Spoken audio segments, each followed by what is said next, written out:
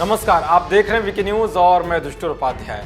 जम्मू कश्मीर से धारा 370 हटने के साथ ही अब वहां से पाकिस्तानी परस्त अलगाववादियों की जिहादी खेती भी उजड़ गई है। जैसे जैसे घाटी के हालात सामान्य होते जा रहे हैं, वैसे ही वहां के आम लोगों के मन में विकास की उम्मीदें बढ़ रही हैं। यहाँ तक कि अब कोई भी पाक परस्ती अलगाववादियों के बहकावे में नहीं आ रहा है, क्योंकि धारा 370 हटने के बाद तिलमिलाए अलगाववादियों ने घाटी में हिंसा फैलाने की खूब कोशिश की, लेकिन किसी भी आम नागरिक ने उनकी बातों पर कतई भी गौर नहीं किया। यही नहीं, बल्कि अब कश्मीर घाटी के लोग इतने समझदार हो गए हैं कि जिहाद की आड़ में हिंसा फैलाने वालों की जमकर पोल खोल रहे हैं और शांति बहाली के लिए स्थानीय प्रशासन का भरपूर सहयोग कर रहे हैं। घाटी के सामान्य होते हालातों को देखकर अब चुनाव आयोग ने ब्लॉक डेवलपमेंट काउंसिल यानी कि बीडीसी के चुनावों का ऐलान कर दिया है। 24 अक्टूबर को सुबह 9 बजे से दोपहर 1 बजे तक वोट डाले जाएंगे और इसी दिन मतगणना होगी।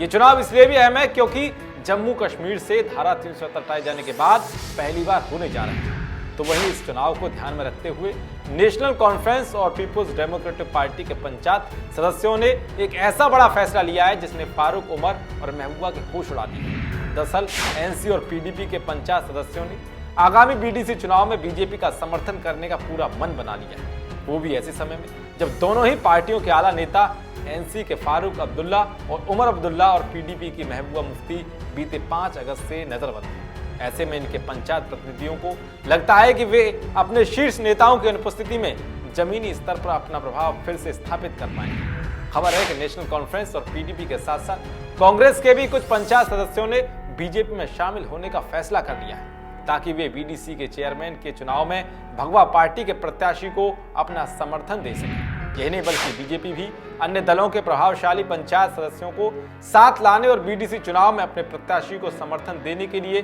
संपर्क साध रहे हैं। तो वहीं दूसरी तरफ एनसी, पीडीपी, कांग्रेस और अन्य राजनीतिक दलों के उम्मीदवार अपने शीर्ष पार्टी नेताओं से मुलाकात नहीं कर पा रहे हैं, क्योंकि उमर अब्दुल्ला और महबूबा मुफ्ती समेत घाटी के कई बड़े नेता 5 अगस्त से नजरबंद हैं। माना जा रहा है कि इसका बीजेपी को बहुत बड़ा फायदा मिलेगा।